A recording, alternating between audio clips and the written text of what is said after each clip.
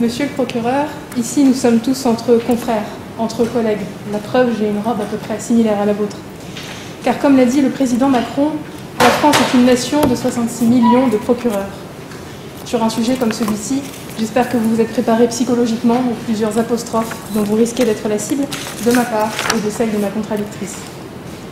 Madame, Messieurs, chers membres du jury, chers publics et chères contradictrices, je dois vous dire ici, oui, nous sommes, nous Français, 66 millions de procureurs. Et j'irai même plus loin. Nous avons toujours été sélectionneurs de l'équipe de France, mais plus récemment, nous sommes devenus épidémiologistes, pneumologues et experts en stratégie vaccinale. Notre domaine d'expertise change aussi facilement que ceux des intervenants du documentaire Hold Up. Car oui, je l'avoue, je vous le confesse, j'ai regardé cette chose, ce document filmé, cette vidéo, on ne sait plus comment le qualifier, et c'est ainsi qu'au milieu d'un monticule, que dis-je, d'une péninsule d'idiotie, je l'ai vu, là, juste devant mes yeux, Monsieur Guillaume Vuillemin, passé d'expert en métrologie de la santé, quoi que cette chose veuille dire, à expert en fraude scientifique. Il faut être attentif, le retournement de blouse est furtif, mais il est là. Alors pourquoi on ne peut s'empêcher de critiquer? Pourquoi c'est très franco-français de chercher la petite bête? Je vais essayer de vous expliquer chronologiquement comment nous en sommes arrivés là. Au départ était le français. Épargnons-nous le cliché béret-baguette, mais force est de constater que mes congénères ont une aptitude à la critique, à une certaine forme de mauvaise humeur, et adorent détester le mercredi ce qu'ils portaient dans leur cœur le lundi précédent. Cet axiome posé, intéressons-nous aux victimes de nos procureurs en question. Ce sont bien souvent des sachants dans les domaines politiques, sociologiques, économiques, etc., à qui l'on a fait confiance et délégué des pouvoirs. Mais malheureusement, la posture de nos élites se délite. On pourrait en attribuer la cause à la création de certains cursus de formation, d'écoles où se cultive l'entre-soi, où la base formative n'est plus l'excellence, mais l'aisance à pouvoir tenir 5 à 10 minutes sur n'importe quel sujet, allant de la culture du topinambour au XVIIIe siècle en Asie moyenne-orientale, jusqu'en passant au cyclotron et ses applications scientifiques, en faisant un petit tour sur l'art flamand au XVe siècle. Quand la capacité d'analyse et de jugement sur un dossier se résume à une connaissance tenant sur un format carte postale, soigneusement rangé dans une boîte à chaussures, n'est-ce pas là la première source de notre débat d'aujourd'hui? Cette recette indigeste ne serait pas complète sans y ajouter au préalable une éducation civique et citoyenne de moins en moins partagée, se résumant à des films de prévention contre la radicalisation et un rapide, mais alors très rapide, aperçu de notre processus démocratique français, de notre système démocratique français. Nous sommes méfiants envers nos dirigeants. Nous ne savons plus où placer notre confiance. Celle-ci a été de nombreuses fois bafouée et diminuée par divers scandales et affaires. Alors nous traquons la moindre erreur, du moins la moindre chose que l'on pourrait considérer comme telle. Et l'égoïsme populaire se porte lui à merveille et conduit à une croissance exponentielle des postures « moi ça va, les autres j'en ai aucune idée ». Je viens de faire devant vous cet amer constat, mais vous pourriez m'opposer qu'en formulant ceci, je ne viens pas d'inventer la machine à cambrer les bananes. Alors certes, si les bananes étaient bien cambrées à l'origine, la recette expliquée précédemment existe depuis que la France est France. Mais il manque à ma démonstration le point d'orgue. Et celui-ci réside en l'utilisation outrancière et sans filtre des réseaux sociaux, chaînes d'infos en continu, libre antenne radio, donnant ainsi accès à tout un chacun à un gueulophone que les syndicalistes de la CGT auraient rêvé d'avoir en 68 pour battre le pavé. Aujourd'hui, tout le monde peut formuler un avis, bien évidemment scientifique et éclairé, sur n'importe quel sujet, et avoir un certain retentissement auprès du public. C'est ainsi qu'il est possible tous les matins, sur une radio qui n'a plus grand-chose de monégasque, d'entendre l'avis d'un chauffeur de taxi sur les conséquences en matière de pêche en mer du Nord de la sortie de l'Europe voulue par l'Angleterre. Vous pourrez ensuite, via une petite application bleue sur votre téléphone, découvrir celui de la concierge de l'immeuble situé en bas de votre rue sur l'exercice du pouvoir certes un peu trop efficace de Kim Jong-un et des conséquences internationales en découlant. Comme le dit une de mes amies, salut Audrey, les gens ont compris qu'ils avaient le droit de donner leur avis sans s'assimiler qu'ils n'étaient pas obligés de le faire. Il y a dorénavant un certain déséquilibre entre la fiabilité des sources et les possibilités d'expression, de diffusion. Faisons un tout petit saut dans le temps. Il y a 30 ou 40 ans, il était quasiment impossible de photoshopper une image, de créer des deepfakes en implantant le visage de quelqu'un sur autrui. Les montages de l'époque étaient sommaires, mal faits, ridiculisés et très peu diffusés. Ils furent peu nombreux ceux qui eurent accès au montage photographique lié à l'affaire Markovic qui tenta d'assombrir l'avenir politique du futur président Pompidou. En termes de partie fine en large comité, je laisse l'expertise à l'ancien député hongrois. Mais on ose imaginer aujourd'hui une tentative similaire avec les moyens actuels de création et de diffusion qui sont à la portée de tous. Maintenant, on manipule si facilement une vidéo, une image, un son. On peut nous montrer et créer tout ce que l'on veut. Il suffit ensuite d'envoyer ce document truqué sur Internet et il sera assez vite et assez rapidement repris, relayé et commenté. Donc oui, il y a bien aujourd'hui en France 66 millions de personnes qui se pensent autorisées et surtout compétentes pour prendre en main l'action du ministère public et poursuivre de ce qui n'est qu'une vindicte populaire n'importe qui, n'importe quoi et surtout n'importe comment. Et cela vient à mon avis d'une certaine méconnaissance du système judiciaire et du droit français. Une non-compréhension de ce qui est répréhensible et de ce qui ne l'est pas. Nous sommes tous à peu près à même de juger, en termes de morale, de juger ce que l'on considère comme bon ou mauvais. Mais il nous est impossible de juger en droit si nous n'en avons pas suivi la formation. C'est ce qui donne du grain à moudre au tribunal populaire. Et nous en avons eu encore la preuve récemment avec le passage du consentement lors d'une relation sexuelle à 15 ans. Cette avancée, très mal présentée dans la presse, a été interprétée à tort comme un affaiblissement de protection des mineurs, alors que ça s'avère en fait être une plus grande efficacité du système, de par la disparition de la fourniture de la preuve de non-consentement, fait de violence, contrainte, menace ou surprise. J'ai bien appris mon cours. C'est une très bonne chose, très mal expliquée, qui a fourni un nouveau sujet d'indignation à nos procureurs en herbe. La France est une nation de 66 millions de procureurs. Quand le président prononce cette phrase en janvier dernier, ce qu'il a voulu dire ici, c'est que nous nous attribuons des compétences que nous ne possédons pas, en jugeant et en critiquant les actes, affaires et faits publics. Et si le président de la République devenait lui-même l'objet de sa critique? C'est ainsi que nous avons pu voir un article mardi dernier dans Le Monde intitulé « Emmanuel Macron, le président épidémiologiste ». Dans cet article, il est dit, et je cite, « Selon ses proches, le chef de l'État a acquis une maîtrise des travaux épidémiologiques au point de ne plus forcément suivre les conseils des scientifiques. » Alors déjà, j'aimerais bien avoir 1% de sa confiance en lui, ça suffirait à combler mes lacunes. Et personnellement, ça va faire quelques années que je suis la météo, et pourtant je ne m'improvise pas météorologue. Quand on me dit qu'il va faire froid, je mets un pull. Enfin, je revendiquerai toujours le droit à la critique, mais seulement si celle-ci est éclairée et ne s'appuie pas sur des arguments fallacieux. La liberté et la facilité d'accès à de nombreux moyens d'expression ne devraient être que le signe de la vitalité d'une démocratie. Et pour ce faire, seule la culture et l'éducation pourront combattre le populisme, les analyses et jugements hâtifs. Ce n'est pas l'outil qui est coupable. Il ne faut donc pas faire ici le procès d'Internet et consorts, mais bien celui-ci de leurs utilisateurs, responsables de ce qu'ils y déversent. Dans le système judiciaire, les préjugés et les critiques sont considérés comme particulièrement monstrueux. En France, les inspecteurs qui enquêtent sur ces crimes sont membres d'une unité d'élite appelée Unité spéciale République en marche pour les victimes. Voici leurs histoires. Madame la Présidente, Messieurs les membres du jury, chères contradictrices et chers publics à la fois bien réels et virtuels. Non, il ne s'agit pas là de l'amorce d'une série policière à l'américaine que vous connaissez tous, mais bel et bien d'un récit français dans lequel la tolérance à la contradiction est devenue bien difficile pour le chef de l'État.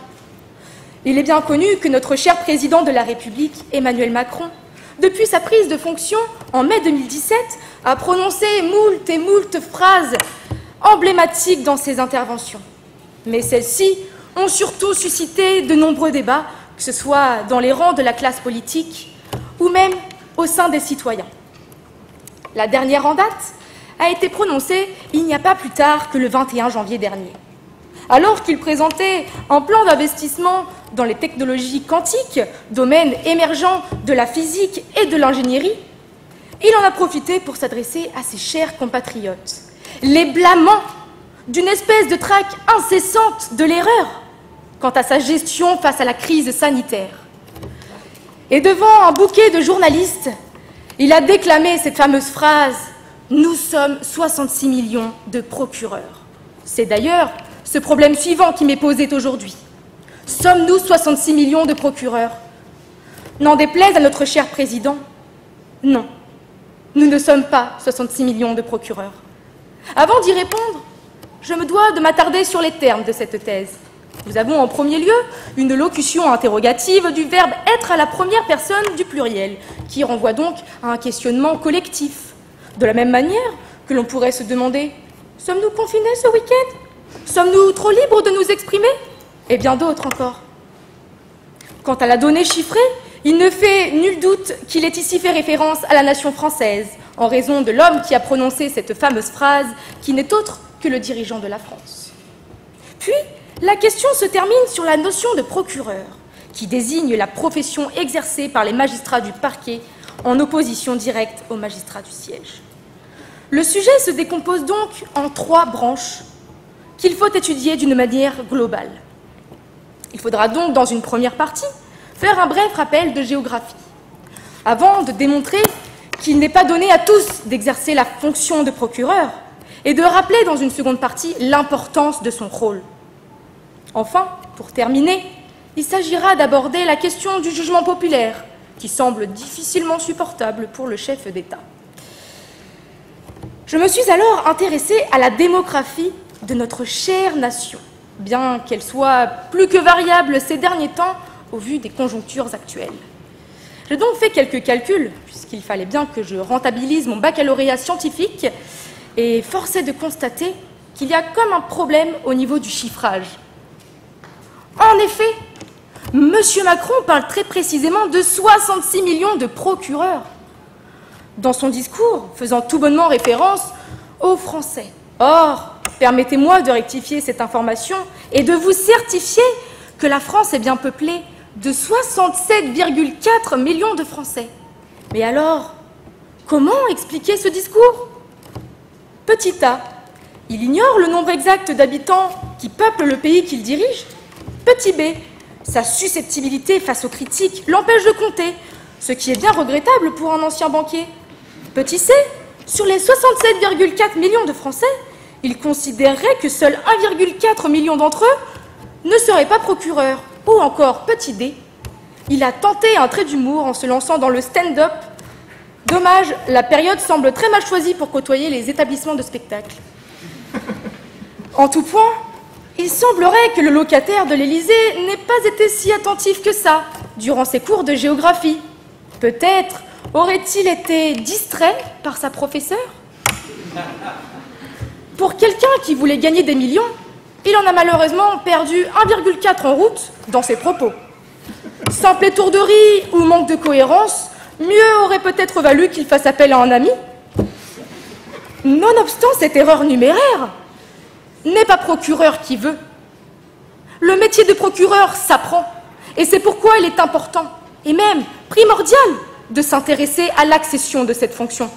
Cela suppose des connaissances accrues, juridiques, légales, de la culture, acquis au gré d'études longues et fastidieuses, de concours sélectifs, et je peux vous garantir, loin de tout mépris, que toute la population française n'est pas en mesure de revendiquer ces qualifications. Les procureurs de la République sont d'indéniables magistrats représentant l'État, le ministère public, et qui défendent les intérêts de la société durant une audience. Ils vont décider de poursuivre ou non tel individu qui a commis une infraction et demander au juge de faire application de la loi à l'encontre de ceux qui ne la respectent pas. Comment pourrions-nous alors faire de l'amalgame entre un simple citoyen et la profession de procureur? Je m'adresse à vous, monsieur le procureur de la République de notre tendre Villabraise. Pensez-vous que tous ces citoyens français seraient capables d'exercer votre métier? À l'heure où les citoyens ne formulent que des accusations populaires basées sur leurs choix politiques ou personnels, ces femmes et ces hommes d'État élaborent de véritables réquisitions visant à condamner des actes illégaux commis par des agents. Les allégations du chef de l'État révèle un constat caricatural des Français, un trait de caractère propice au jugement et à l'improbation. Il est bien vrai que nous, Français, ne sommes pas connus de nos pays voisins comme ayant une bonne réputation quant à notre caractère. Je parle ici de l'identité nationale. En effet, les Français ont plutôt tendance à se plaindre, protester, critiquer, réclamer, mais surtout râler. Et comme le dit si bien ce dicton, « Qui ne râle pas n'est pas français ». Hey. Mais ce trait de caractère ne reflète qu'une liberté d'expression de la part de nos concitoyens. La liberté d'expression, c'est cette valeur que l'on a, commune, de partager librement son opinion, de s'exprimer librement sur telle ou telle valeur, à travers les mots ou par le silence, sans avoir peur en retour d'être puni pour ce que l'on dit. C'est ce qui fait ce que nous sommes, ce qui nous forge. Chacun de nous est susceptible de donner son opinion sur un sujet ou un autre. Mais être procureur, c'est au-delà de donner un simple avis ou d'émettre une banale critique. Ces magistrats du parquet ont le devoir d'agir en toute objectivité et partialité. Ils ne sont point guidés par leurs opinions ou aveuglés par leurs émotions personnelles. C'est une profession fondamentale, où règne également ce devoir de loyauté envers la justice et cette détermination sans faille à faire appliquer la loi. Mais il n'en reste pas moins que ce métier n'est pas à la portée de tous. Couvre-feu à 18h, puis à 19h. Confinement, déconfinement, attestation, des journées réduites à écran, boulot, dodo. Tel est le quotidien des Français depuis 1 an, qui obéissent docilement aux différentes annonces du gouvernement. Le 21 janvier 2021, ce qui devait être au départ la présentation d'un plan quantique s'est finalement transformé en véritable jugement sur la place publique. Tel un parent qui réprimande ses enfants. Oui, mais 67 millions d'enfants. Mais comment pourrait-on se plaindre de tels jugements de la part de la nation qui se conforme à toutes les exigences qui leur sont imposées? En une année, certains ont plus connu l'inactivité que le travail. Et en étant majoritairement confinés, les Français ont donc pu cultiver leur amour pour la dérision et toutes sortes de griefs envers le gouvernement. Être président de la République, c'est faire partie d'une classe politique déterminée. Mais il faut bien admettre que tout le monde ne partage pas forcément ses idées. C'est d'ailleurs en cela même que consiste notre démocratie. C'est également se soumettre au jugement populaire et s'en plaindre serait quelque peu hypocrite.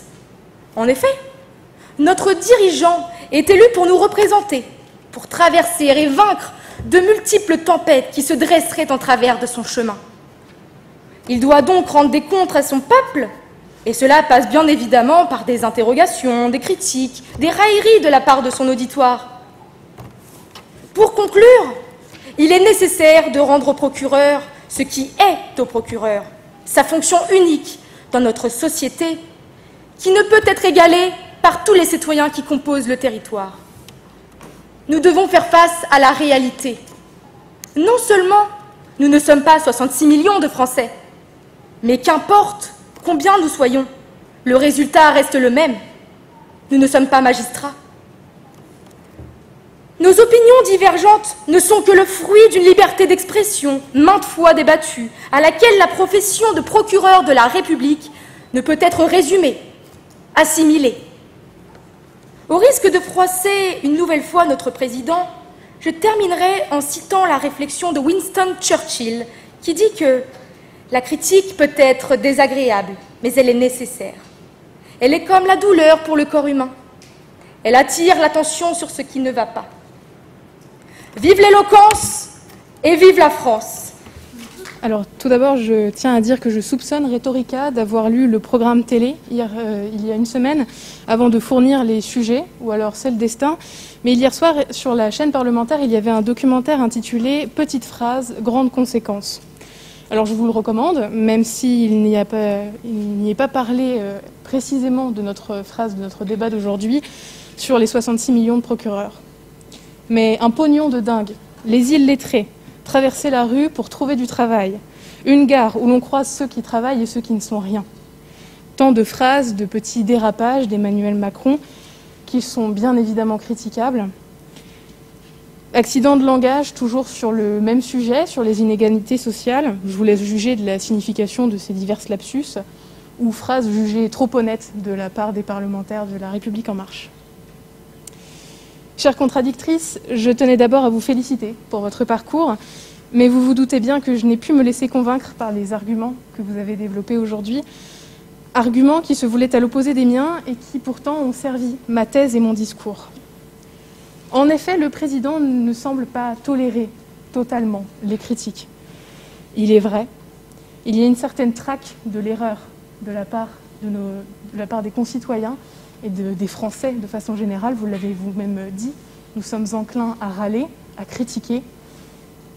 Il n'est pas donné à tous d'être procureur. Je vous l'accorde bien volontiers, je ne le deviendrai jamais. Mais néanmoins, dans cette phrase, je pense que le mot procureur n'est pas à prendre au pied de la lettre, n'est pas à prendre littéralement dans le sens du métier et de la fonction, mais plus dans ce qu'il représente. Nous cherchons tous à défendre les intérêts de la société dans laquelle nous vivons. Et alors cela passe par la critique, par la raillerie, comme vous le dites. Nous ne faisons pas toujours preuve d'objectivité, mais nous défendons notre propre réalité. Alors oui, nous sommes 66 millions de procureurs, parce que les 1,4 million manquants, je pense que nous pouvons facilement les attribuer aux enfants et jeunes adolescents qui ne sont pas encore en capacité de critiquer la société dans laquelle ils vivent. Alors je comprends l'indignation que l'on peut ressentir, que je ressens des fois aussi, et j'encourage la critique. Mais reconnaissons-le nous, nous aimons râler, critiquer, juger, vous le dites vous-même. Alors certes, nous n'en avons pas les capacités légales, mais nous sommes des procureurs. Chère contradictrice, ou devrais-je plutôt dire chère consoeur procureur, puisque selon vous, nous sommes tous procureurs. Je vous remercie car moi qui ai l'ambition de devenir avocate, je suis ravie d'avoir été directement propulsée au rang de procureur. Mais laissez-moi vous désengourdir de votre rêve éveillé, puisque nous ne sommes absolument pas 66 millions de procureurs, et à plus forte raison, encore moins 67 millions. Alors, vous dites ne pas avoir inventé la machine à courber les bananes. Ah, on en a entendu des choses ces dernières années, et notamment sous le quinquennat de M. Macron, et cela nous a appris plusieurs choses. Tout d'abord, une chroniqueuse nous a par exemple rappelé que si l'on ne voulait pas toucher le SMIC, il ne fallait pas divorcer, et avant toute chose, il fallait surtout bien travailler à l'école. Ou encore une dénommée Weshden, chanteuse de renom de variété française, nous a donné quelques cours de langue française avec ses paroles, ce qui nous donne une phrase grammaticalement sans aucun sens, je cite, « Tu prends tes caleçons sales et tu hors de ma vue ». Non, votre audition ne vous fait pas défaut. Non mais voyons, quelle bêtise d'utiliser des verbes dans des phrases. Et puis quoi encore? Enfin, un certain Jean-Luc Mélenchon, dont je ne citerai pas le nom, nous a déclaré « Je suis la République, ne me touchez pas, personne ne me touche, ma personne est sacrée ». Comme vous dites, petite phrase, grande conséquence, tiens, cette phrase me rappelle une chanson de Benabar. Petite cause, grande conséquence. Il n'en reste pas moins qu'on aura vraiment tout vu et tout entendu. Et même, si plus rien ne saurait nous surprendre, nous n'en restons pas moins encore impressionnables.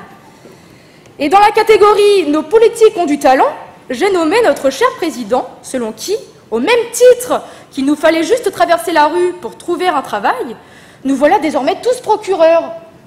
Ah, quel virus coriace cette Covid-19. Elle frappe fort et laisse subsister chez ses hôtes des symptômes quelque peu originaux qui leur fait, semble-t-il, perdre la tête. Mais de plus, vous nous parlez actuellement d'un président épidémiologiste. Les réactions grinçantes face à toutes ces phrases cultes ne se sont pas fait attendre dans les rangs de la classe politique.